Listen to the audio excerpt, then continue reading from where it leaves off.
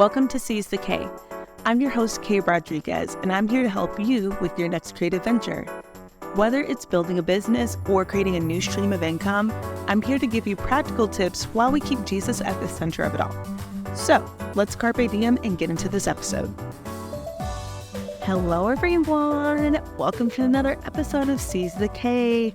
I am very excited for this episode. We are really getting into one of the nitty-gritties of starting your new venture, being a freelancer, starting a business, and that is how to charge.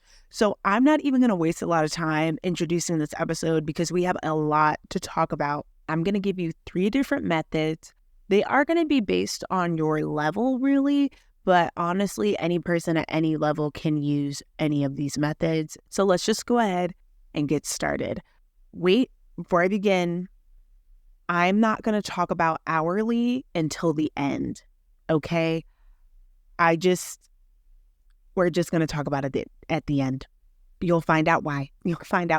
So if you're like, okay, wait, but how do I charge hourly? You're listening to this. Listen, you're going to have to wait to the end of the episode. Method 1 on figuring out how much to charge is the research method. So you're just honestly going to look around and see how much people in your industry are charging. You're like, where do I look? What do I do? Baby YouTube, baby Google, baby Instagram, okay? We live in the information age. I've talked about this. I've mentioned this before. So there is no shortage on trying to figure out where and how to charge. And I would find anywhere from like 2 to 5 sources. This research method is really good if you are a beginner, like you've never done what you're doing before. This is like new ground. Just look around, just see how much people are charging, what the industry kind of averages. One thing you can do, especially for my service-based people, is make calls to companies, have people call on your behalf, just say, hey, I'm looking for someone to do, like monthly social media maintenance. How much do you guys charge? And see what they'll send you. If you don't feel comfortable doing that, again, you can have people do it on your behalf, or you can do a social media survey. So you can ask your community if it's photography. You can say, hey guys, I'm starting off as a photographer. I'm really excited about this. And I'm just curious to know how much you were charged and how many photos you got. Just ask around, see what's going on in your community. Definitely look on Instagram, look up the hashtag. So depending on where you're based, you can look up hashtag your city photographer. So for example, if you're in Houston, you can say hashtag Houston photographer and just see what those photographers are charging. Check out their website if they have it available on there. Find photographers that have similar skill set as you. I think that's really important, right? So you have people in your industry who are going to have a variety of skill sets. Try to find somebody who matches you so that you can charge appropriately no matter what that skill set is. What I would charge as someone living in Jacksonville and what I would charge as someone who has lived in Chicago are 2 very different prices. So keep that in mind as well. Even if you're like, hey, I'm remote and I want to charge people all over the world. Maybe your prices are different based on who you're working with in the world at what time, okay? So just something to consider. Okay, so let's just say you're like, all right, I have no experience and I'm seeing these prices and I'm really not comfortable with what people are charging just yet. Okay, no problem. I recommend doing 2 to 5 free or highly discounted projects. There are going to be quite a few stipulations to that. So I would do these 2 to 5 free projects. Definitely trade it for a review at the very least. If you are going to do it for free, which I have done before in 2020, I was like, hey, it's a pandemic. And I made a little list of what I was willing to help people with. And I think I wound up helping about 5 people for free. And 2 of them turned into clients, which is awesome, right?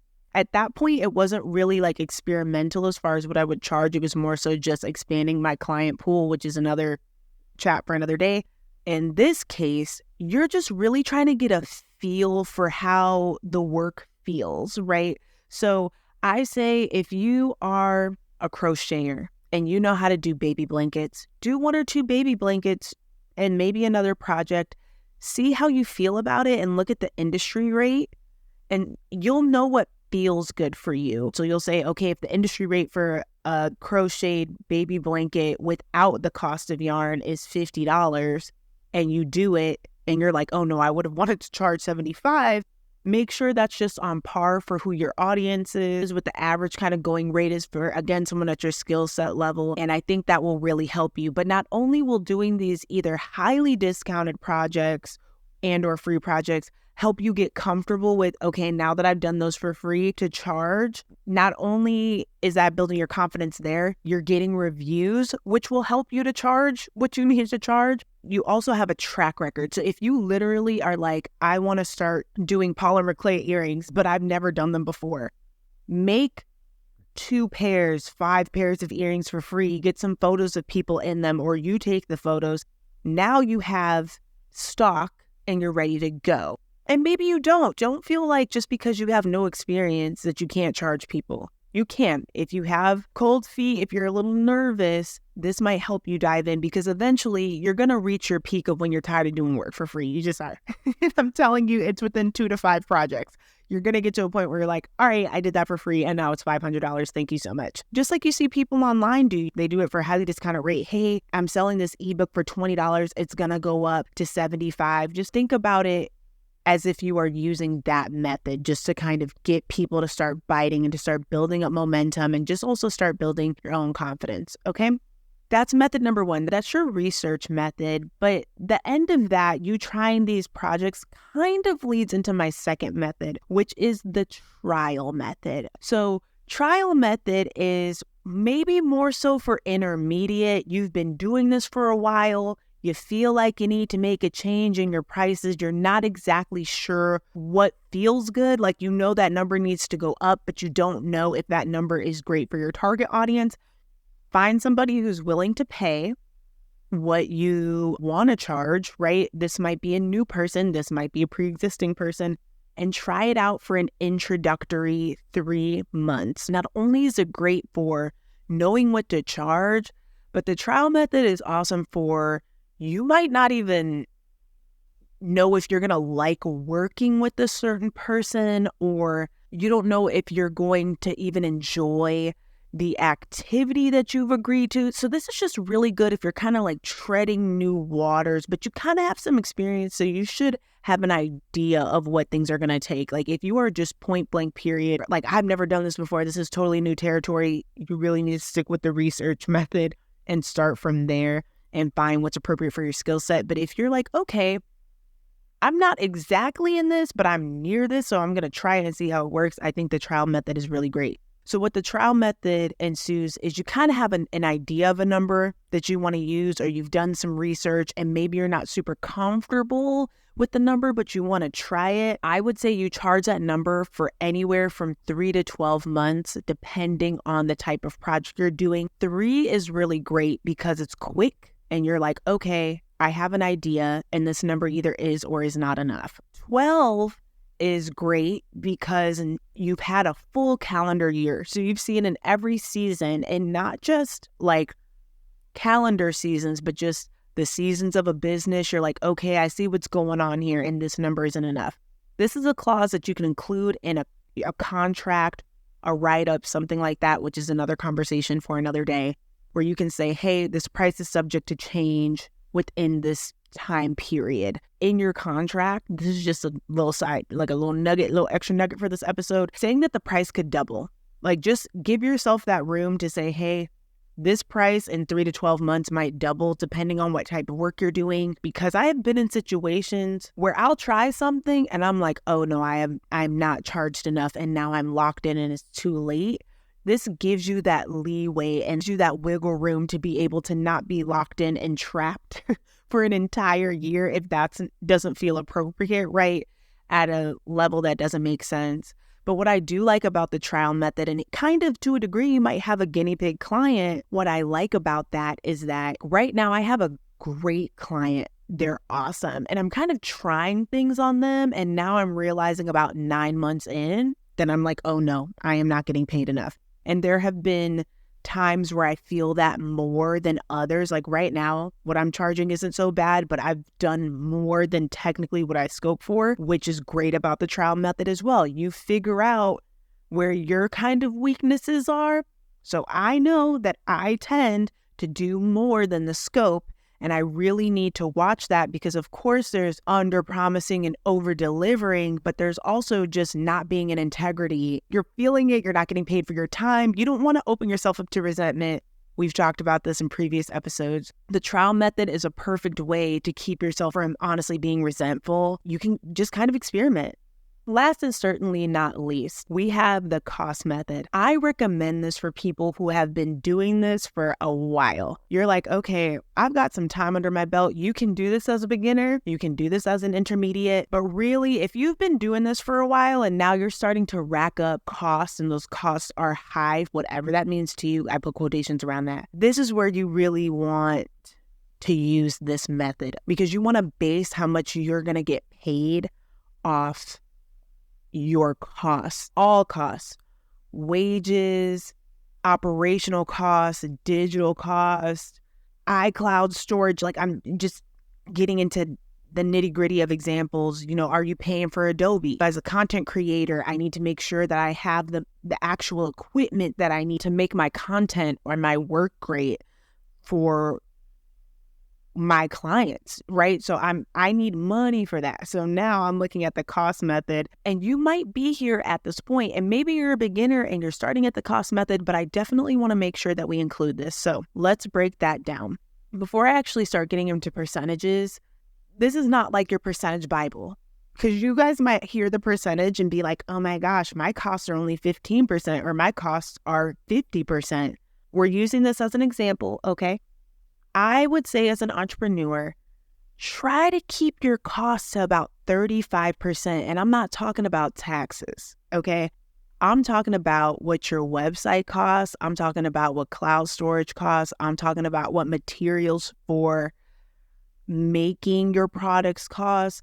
That 35% range, about 40. I'm, for sake of example, going to use 35% today. And we're going to use that. The next thing is you as a freelancer, your creative venture, starting off small business owner. You want to try to leave 30% for you. Okay. That's the goal. More is better. If it's less, just start being leery. I had a friend whose goal was to make 50%. So you can, whatever that number is for you, make that comfortable, but I would not go under 30.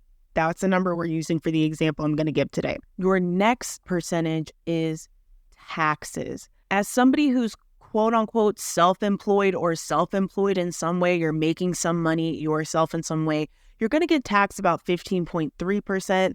I recommend putting aside 25%. Here's why. The taxes alone are over 15, right? That does not include paying the accountant.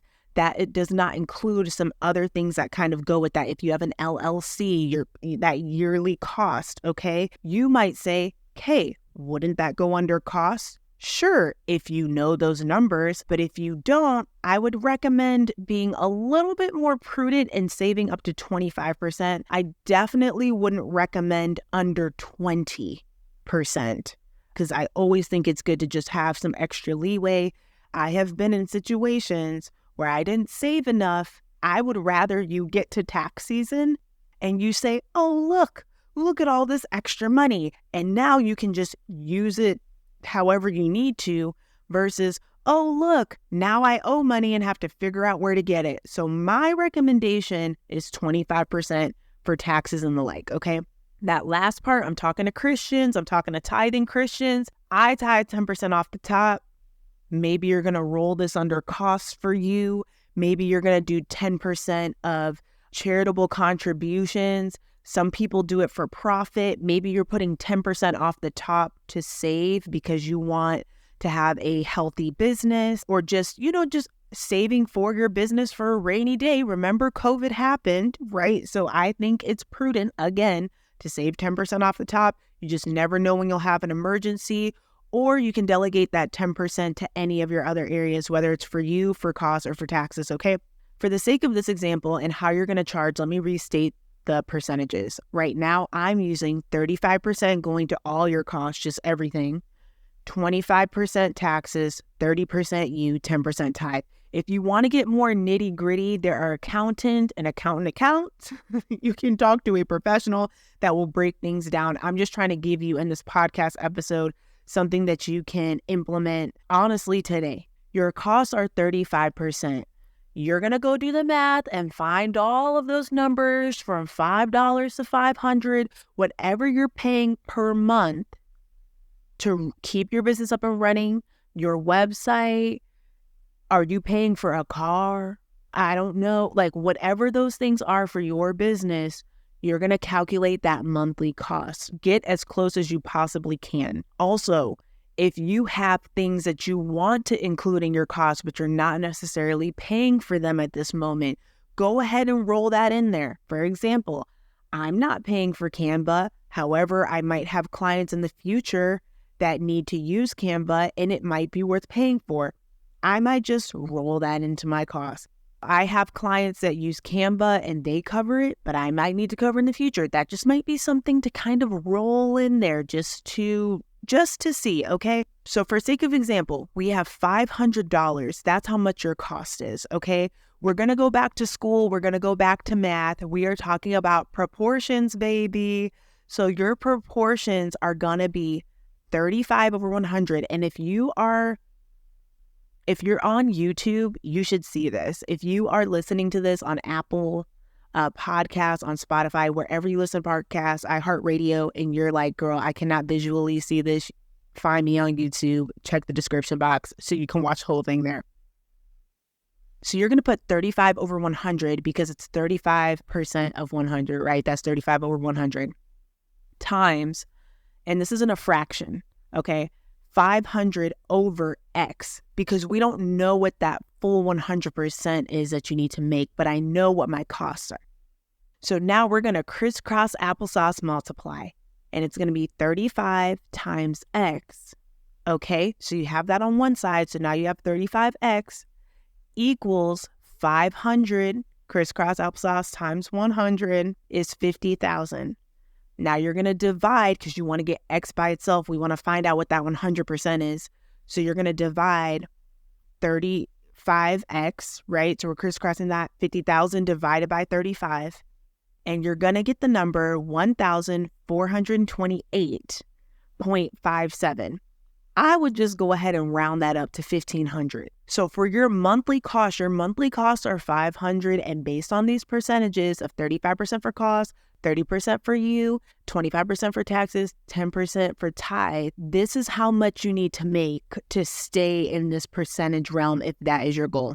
You have your cost, of course, of $500. So now I'm just multiplying, and I'm multiplying 1,500 times 0.3, right, for 30%. That's $450 for you. I'm multiplying 1,500 times 0.25 for taxes. That's $375 set aside for taxes.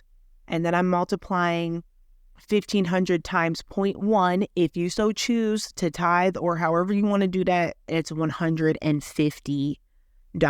Altogether, this is going to equal $1,475 because I'm just doing some rounding, and then you have $25 of a remainder. You can figure out what you want to do with that. This is just giving you an idea, okay, of like what you would need to make. So you know now, okay, monthly, I need to make $1,500 a month to keep these percentages. As far as I know, I want to get paid at least 30%. I know I need to set money aside for taxes. I know I need to set money aside for tithe or whatever it may be. This is what I need to make to keep the integrity of these numbers. This is a great starting ground to see what those numbers are, and maybe your number is higher, maybe your percentages are different, but you have the example, so now you can adjust as you need to adjust. The cost method is where you are today, but you can also use the U method for where you want to be. So maybe right now you're making 30%, but you're like, no, baby, I want to make 50. And you can do the exact same thing I did, but you just prioritize the U percentage. So you're going to do 50 over 100 times whatever that number you want to make over X, and you can go from there, okay? And then you can go Then once you find that number and once you figure out all those numbers, you can start figuring out, okay, here's how many hours a month I want to work, all of that. So let's talk about that really quick. So you have the $1,500 that you're making a month. If you're a service-based business, maybe that's just one client. And you're like, okay, cool, I'm fine with that. I just have one client, 1,500, and go from there. Depending on where you are in your business, that may be a big deal. Maybe depending on what you charge, that's 3 clients or whatever. You need to do that math. Like, you know what that looks like for your packages as far as what you want to charge, but you know that's what your goal is. Maybe you're product-based and you're like, oh, lower? My products are $10 a product. I need to be making gross $1,500 a month, so I need to sell 150 products or whatever that number is for you based on what you charge. Once you can kind of figure this out, you can move on from there, okay, and go into hourly. So let's just say you're like, okay, Kayla, you've talked about the research method, you talked about the trial method, you've talked about the cost method. None of that really works for me. I don't like, I don't like it. Okay, no problem. You can go hourly. Now, here's my issue with hourly. It is very hard for me personally to put a price on my time. Like, I don't have a number that I'm like, yeah, this is a number that I want to put on my time, which is why I don't recommend it to people. And that's twofold as well, right? Let's just say you start getting really good at what you do and you can move through something extremely quickly, but you charge $30 an hour. So now you've done it in an hour, you've only made $30. That doesn't really match the value, perhaps, depending on what you've done, of your product or service. In the same way that moving quickly can work against you, so can something taking a lot of time. So let's just say you're just hitting a lot of roadblocks. It's not even something that's your issue. You're just hitting a lot of roadblocks. Things are going wrong. And it's really trash. It could work against you as far as working with clients, right? So it could totally work against you. Your client's like, why is this taking so long? Now they're trying to determine the value and they're salty and you're trying to explain to them what to do. I charge based on the project and the value of that project that I feel like not only am I comfortable with, but it matches the industry. However, if you're like, Kay, I just can't do that. Kay, I can't. I have to charge hourly. I would tell you to start at $50 an hour for a few reasons. I was given that advice back in 2016. So if you want to account for inflation, it would be about $63 today, which maybe that for your industry is like outrageous. Okay. But you want to really set the bar high, not only for your clients, but for yourself. You want people to know I'm taking this very seriously and I'm actually really not playing with y'all, if I'm being totally honest. Like, I'm really not playing with y'all. I'm not here to kiki and do like a little favor. People be like, oh, okay. People to a degree should be a little bit challenged no matter what method you use by your pricing because it is an investment. But obviously we don't want to offend people because you're just totally mischarging based on your target audience. However, if you're like, okay, Kayla, like, Kay, listen, which by the way, Kayla is like my government. If you hear me say that, Kayla's my government name. If you're like, girl, I can't do 60, I don't feel comfortable with that, I would caution you. It really is about taking you seriously, but not only that, you have cost involved and you need to consider that in your hourly price. I know this was a lot of information.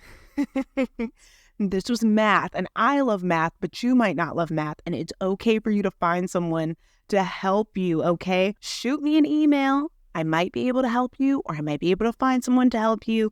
But really, at the end of the day, the research method, no matter what, is going to be really foolproof no matter where you are in your journey. I just want to encourage you to charge and to challenge yourself when you charge, okay? Like, really challenge yourself. Don't just say, okay, I'm going to charge $30 an hour. Is that a livable wage in this year? Like, just think about how things are going. Is that livable? I really want you to consider that. And if we need to talk about this more, just let me know. Hit me up on social, shoot me an email and be like, girl, I know we talked about this for 30 and some change minutes. That was not enough. Please elaborate on this more. And I would be happy to because I've been doing this for 10 years. So now at this point, my prices are just my prices because they are. But sometimes it takes a little bit to build up that confidence, okay? And everybody doesn't have to be a luxury. Like, you don't have to charge top dollar, okay? But also don't feel like you have to charge bottom dollar. It's okay for you to fall somewhere that's appropriate for your target audience. So keep in mind, right? Like Walmart isn't trying to be Trader Joe's when it comes to groceries. You feel me? Like, and there's places for everyone. And think about how successful Walmart is, okay? So anyways, I just want to leave you guys with that.